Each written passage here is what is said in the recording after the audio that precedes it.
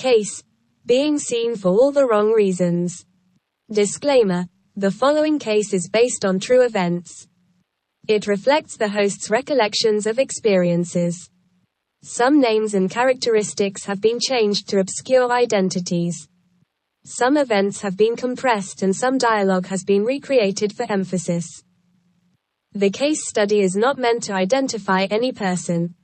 It is provided for illustrative purposes, only approximating what may occur in real life.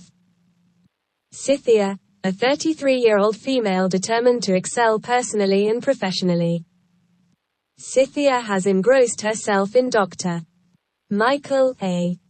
Wright's revelatory text, Deceptions, Distractions, and Disillusionment, seeking knowledge to face the intricacies of life confidently. Her resolve to fully embrace and embody her best, an acronym used in the book which stands for boundaries, equifinality, structure of transaction, and transaction. Cythia is a trained social worker with a master's degree and a thriving work life in child welfare. She has recently been exploring promotion within the department. A meeting with her supervisor prompted her to read Wright's book. Her supervisor said she lacked the healing that would allow her to lead and be led.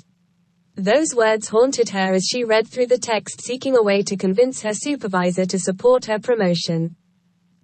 When asked about her interpersonal style and origins of her leadership approach, Cythia admits that she is often called abrupt or spoken about as direct. She has considered it a badge of courage to tell it like it is, and not sugarcoat situations. She explains that having to defend herself growing up without exploring emotions taught her to resist the emotional and focus on the facts. She can't remember the last time she cried and says she doubts if she would admit it. She says she doesn't accept help readily but produces at a high level and works well in solitude. She comes to us ready to surrender her quest for promotion just to get the worry off her head. Her core human need is interrelatedness, wanting to create and enjoy community among her co-workers.